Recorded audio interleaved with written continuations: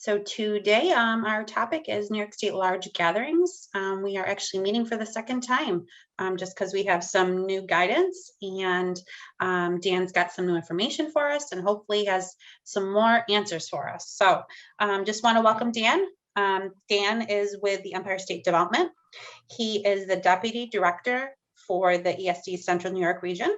And like I said earlier, he's going to kind of probably go over a little bit that we did in the past, but then also some updated information for all of you for the upcoming months, especially with large gatherings starting to begin. And hopefully we'll have some more information for you than we did last time.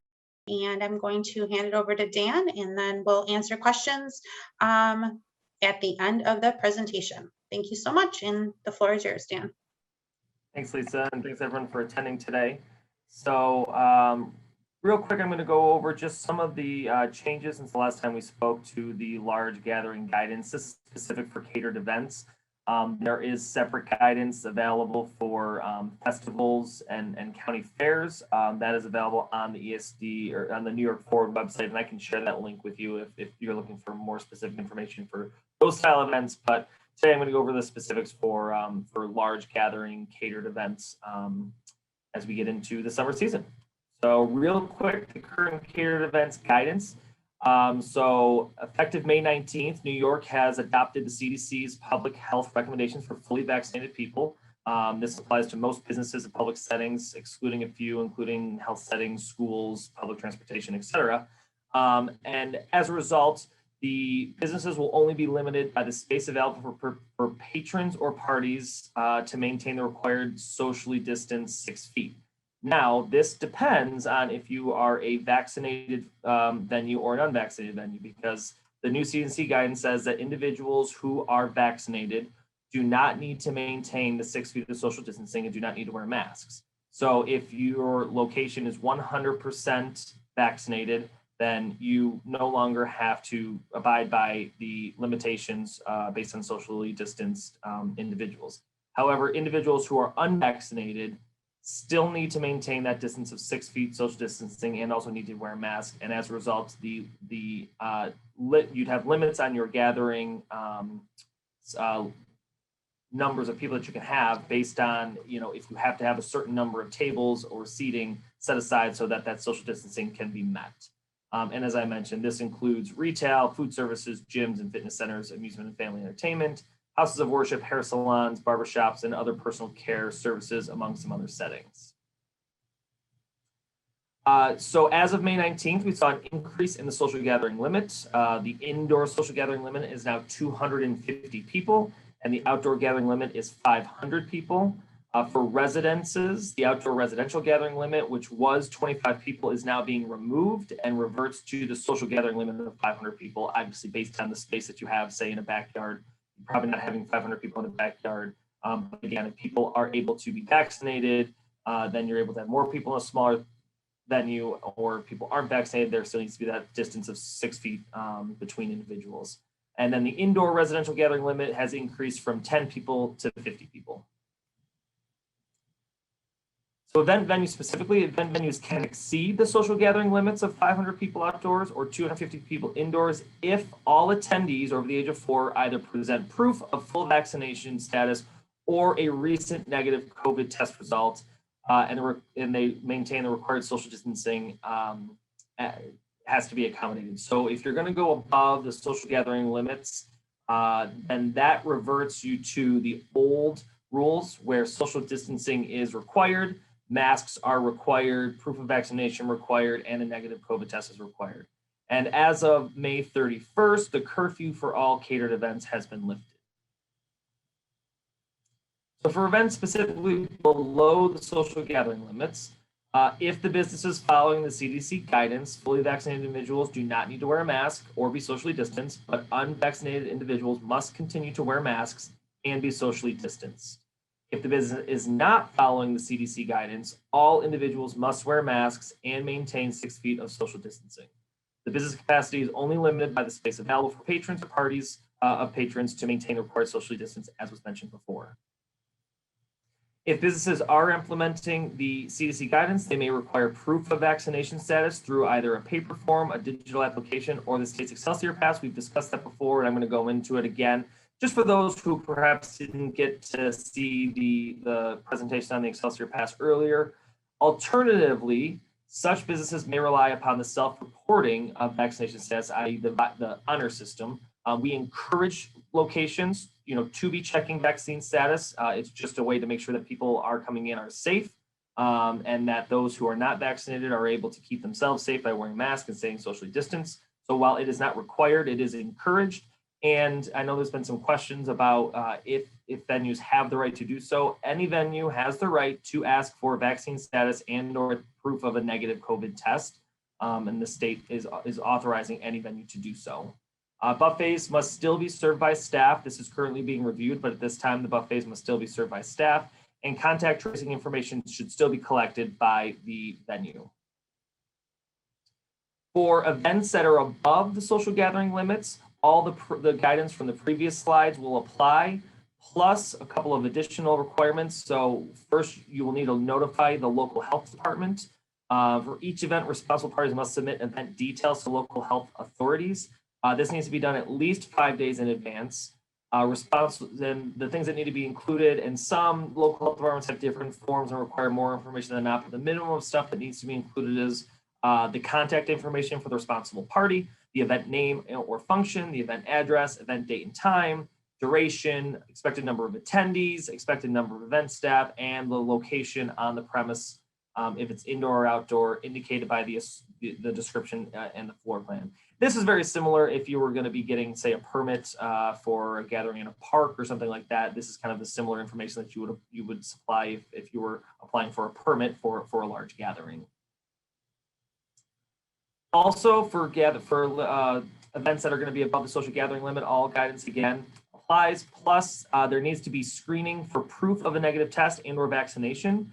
So responsible parties must require each attendee to provide proof of a completed vaccination, minimum of 2 weeks prior to the event, or each attendee must provide proof of a negative COVID-19 test. And it's specific based on the type of test they get. So an authorized PRC test is good for up to 72 hours before the event, whereas an authorized rapid test is only good for up to 6 hours for an event. And as I mentioned at the last gathering for all of us, you can find places that will offer these tests at the link below. I'll make sure that is available to you all through Lisa. You type in your zip code, and it'll give you all the locations within a certain mile radius that are offering tests. It'll also include, if there's any charges, if they're offering PRC versus a rapid test, and if you need an appointment in advance. Real quick, I know I discussed quickly the Excelsior Pass last time, but just giving you the overview. Excelsior Pass is just an app. It's an application you would download on your phone, where if you have a vaccine, you can download a pass that will be saved inside of a wallet on your phone, and it'll allow a business to simply scan that, and it'll give them just a check mark that says, yes, you are vaccinated, and you can enter the premise. Same thing will be true if you have a recent negative test. That can also show up on this application. No personal information is given out at all. When you download the application, it's going to ask you some questions that are specific to you and your vaccine test. Your vaccine, when you got your vaccine and the location of where you got it, but no information at all is made available. It is simply creating a QR code that is like a thumbs up, thumbs down. This person is or is not vaccinated, or does or does not have a proof of a negative test. Really what this is just a tool for businesses to help you get people in and out of your facility quicker. But again, not required. You could have people show proof of the physical copy of their vaccine card if you prefer to do so. Just kind of showing you how this would work. So Michael receives his vaccine. Then he goes to epass.ny.gov. That will allow him to then verify his identity through a few personalized questions that are going to be specific to his vaccine. Things like, where did you receive the vaccine, on what day, what type of vaccine did you get? And then from there, he has two options. He can either download the Excelsior Pass wallet, where that pass will be saved inside of his wallet on his phone. Or if, let's say, he doesn't have a smartphone, he can print that Excelsior Pass from his computer or desktop.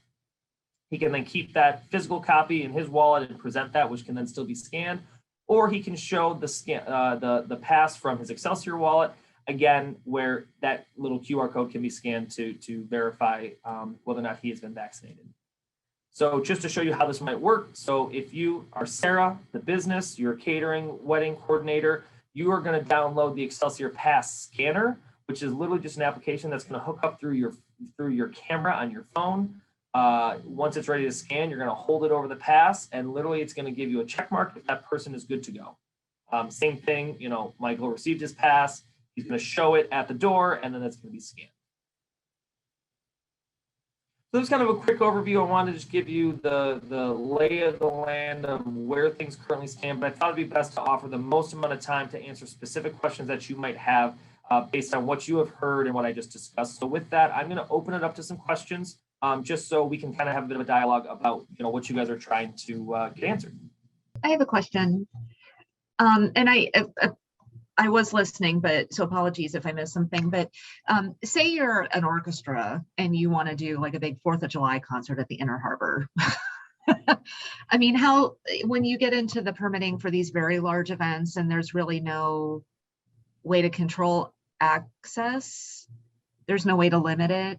I mean, what are the liabilities associated with that for an organization? So those types of event would still fall under, we have guidance that's specific for small to medium size. I guess it would include musical events or theaters. And then there's also the large gathering for, larger events, large concerts. So you would then have to follow the guidance specific to the small to medium gatherings for those types of events. And I can share the link to that. And that would be like if we had 5,000 people. Yep. Okay. Yep. I believe there's a specific number. I will have to double check where the threshold is for where you fall under being a medium event to a larger event. I believe off the top of my head, it's either 5,000 or 10,000. I don't remember off the top of my head, but I will get that for you. And what I'll do is I'm going to collect any questions that I don't have all the specific answers to now, and I will write them down in a Word document and send them back to Lisa with answers. Okay, thank you. And I have a question in the chat too. Has there been any further clarification on dancing at events? The last we heard was it was going to match neighboring states. So specific to say, like if you're holding a wedding, individuals who are vaccinated do not need to be socially distanced and do not need to wear masks, so they can have dancing. People can be intermingling. There are no restrictions on dancing for individuals who are vaccinated. For those individuals who are not vaccinated, they would have to remain masked and socially distanced from other people while not seated at their table and eating or drinking at the table. And another question that just came through, I'm sorry, they're coming directly to me. Not a problem. So if someone is unvaccinated and comes to an event, they have to sit at a different table with unvaccinated people, and that table has to be only unvaccinated, correct? Yeah, so the key is that there needs to be designated, spots that are vaccinated versus unvaccinated. Well, I will look for the answer to that, specifically about having people. I do know that the answer was yes, that individuals who were not vaccinated could sit with people who were vaccinated, but I believe that would require the table to then be 6 feet social distance and individuals would have to wear their masks. I will confirm that for you, though. All right, another question. Is it enough to tell patrons with signage, ads, etc., that you have to be vaccinated, or does the event promoter have to ensure that there is proof, such as a pass or vaccination card? Nope. As long as you are under the social gathering limit, so 250 people indoors and 500 people outdoors, signage stating that people who this venue is following the CDC guidance, that individuals who are vaccinated do not need to wear a mask and do not need to maintain social distancing, but those who are not vaccinated do need to maintain social distancing and be masked. That is enough at this time. However, we are encouraging venues to take that extra step and to check vaccine status or proofs of negative test, just as a way to keep those individuals who are not vaccinated safe at this time. Dan, is there still a limit on the maximum number being 10 people sitting at a table? Again, those limits have been lifted for vaccinated areas and vaccinated people. So you could have larger individuals, let's say you have a head table for a wedding party that's going to include, 12 people, and all 12 of those individuals are vaccinated, then that could exceed the 10 people maximum. But if you have either, if the status is unknown by individuals, or if they are not vaccinated, then that scenario, those tables would be limited to 10 people. They'd have to be socially distanced. Essentially, for unvaccinated people, the guidance reverts back to what it was, before. With that being said, I'm at a hotel property. That sounds kind of difficult to have like a hybrid of vaccinated and unvaccinated people in the same area. Is that policing kind of fall on us as a property, obviously? Again, if you're underneath the social gathering limit, there isn't a requirement at this time to act. You can follow the honor system, and people, once they're on the premise, should be following that guidance themselves. So, we're asking venues to do the best that they can. We're asking, the wedding parties or the catered parties, whoever might be attending the event, to do the best they can to ensure that people who are not currently vaccinated do follow the guidance as is stated today. We understand that this is difficult, but again, and obviously, there are certainly people, I'm sure, who may not tell you the truth. So that's why we're encouraging people, to check status if they can, but it is not required at this time. Gotcha. Thank you. Looks like Kirsten, is your hand up because you have a question? Yes, thank you. So first I want to say thank you. This was really helpful to hear this in sort of this very direct, simplified version. I really appreciate that. So I just have two quick questions. The first would be that we are actually, I'm here really thinking about some events that we are not hosting until September.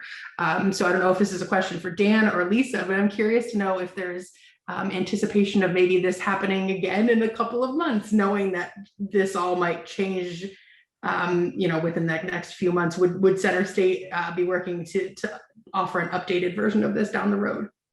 I am certainly happy if the guidance changes enough where it would warrant another one of these events to come and speak with you all again, just like I did, what was it, back in April, Lisa? I think we did this last time. And so I'm happy to make myself available to you all in the future if the guidance changes drastically enough to warrant that.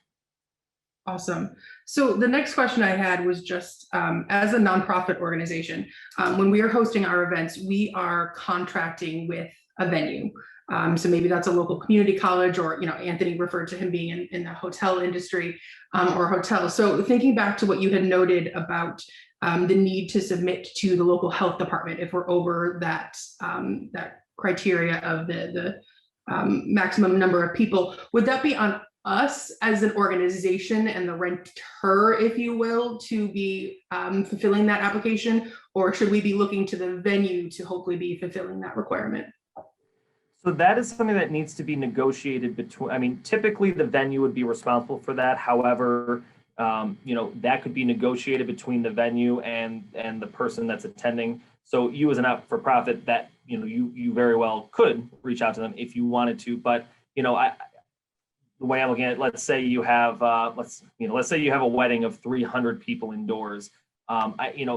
You wouldn't anticipate the wedding party to go and reach out to their local health department because they're holding an event at the venue. The venue should be doing that, but that could be worked out between the venue and the not-for-profit. But I'm anticipating that the majority of the venues will be taking the lead on reaching out to the health departments if they're above the social gathering limits. Okay, that's what I anticipated as well, but I just kind of wanted to hear your perspective. Thank you so much. But what I will say, it's a good thing to confirm that when you're negotiating with venues to hold an event, I'm of the belief, trust but verify. So, making sure that either you get a verbal confirmation or that's written somewhere is always a good way to double check and protect yourself. Fair enough. Don't be afraid to ask for confirmation in some way, essentially. Exactly. Okay. Thank you so much, Dan. You're welcome. All right, let's see. Would you be able to confirm that if the attendance is over 250, do those who are vaccinated still need to wear a mask and socially distance? I believe the answer is yes. Let me confirm that, because as I said it on my slide earlier, I was then second guessing myself. So let me reach out to my team to just confirm. So for businesses that are congregating, so if you're having an event like a catered event and you're over the social gathering limit, unvaccinated individuals and individuals who have an unknown vaccination status must be spaced 6 feet apart in assigned sections. Masks are required indoors, except while seated and eating and drinking. Masks are optional outdoors while seated and socially distanced. For indoor events above the social gathering limit, attendees over the age of 4 who are not presenting proof of full vaccination status must instead present proof of a recent negative COVID test. As I said, there's a difference between the PRC and the rapid testing. And then outdoor events do not require proof of a recent negative COVID test. So that's a key that I missed earlier. So if you're above the social gathering limit, but you're an outdoor event, you do not require proof of a recent negative COVID test. And then for fully vaccinated individuals, you do not need to be socially distanced. And if they're in those assigned sections, masks are optional. So businesses seeking to implement fully vaccinated sections, eliminating social distancing and increasing capacity, must require proof of vaccination status and cannot rely upon the self-reporting of vaccine status. That was kind of the key, as said difference. So basically, if you're going to have an event where you're above the social gathering limits, if you are not separating out individuals based on their vaccine status versus not vaccine status, then everybody needs to wear a mask. If they are being separated out, then masks are optional at the indoor event. All right, Dan, do you have answers under the sports and recreation guidelines, or should I just send this question to you? I guess I would have to know specifically what they're looking for, and I could try to. I'll read it to you. Kickboxing. So kickboxing events, existing guideline limits the spectators to 2 people per player with a max of 50% capacity. Does the 2 spectators per player still play a role, or can the 50% capacity trump that?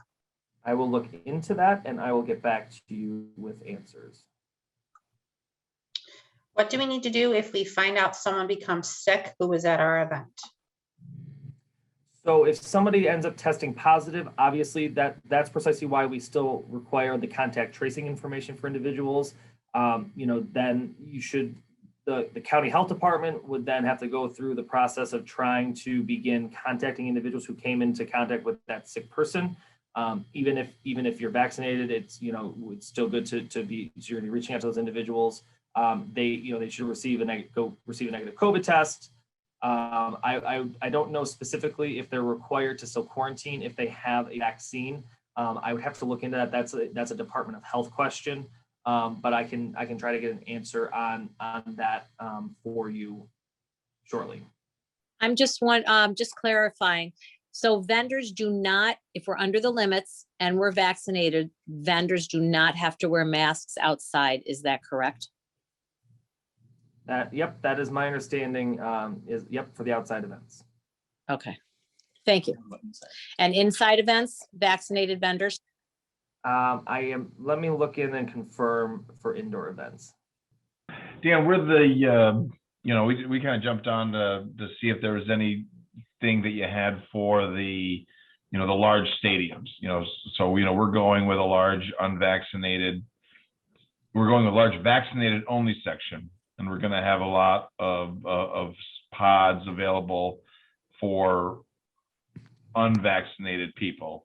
We're treating our indoor spaces as unvaccinated and following social distance rules.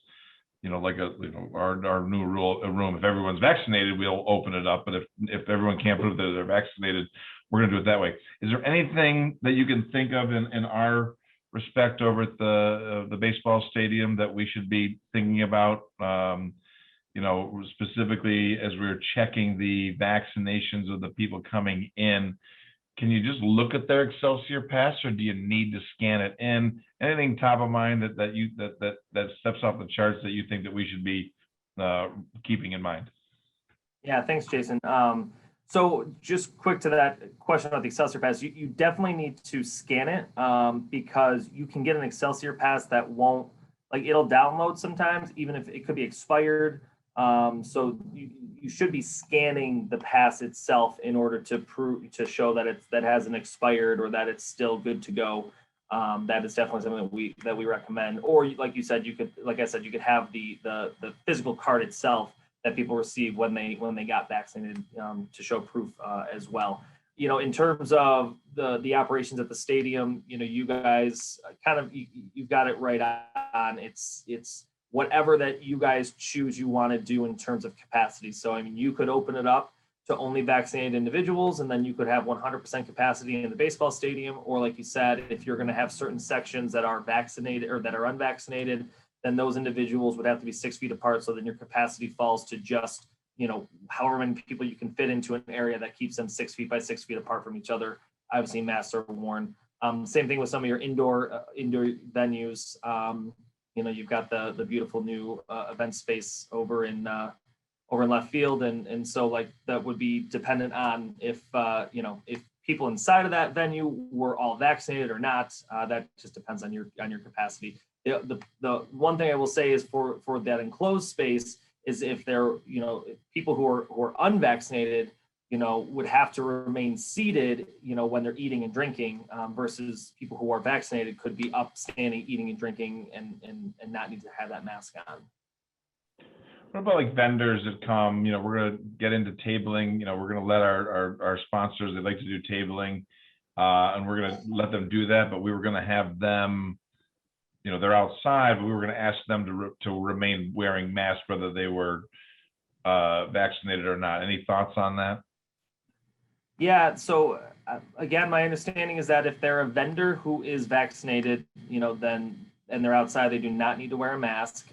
Again, though, a venue could require or ask vendors to wear masks. I mean, so the limits, the bare minimum is the bare minimum, but vendors can, you know, venues can go above and beyond what is required by the state. So, you know, you could certainly ask them to wear masks if that would make you, you know, that makes people feel more comfortable, especially if there are going to be unvaccinated people coming up to them and they're going to be serving unvaccinated people.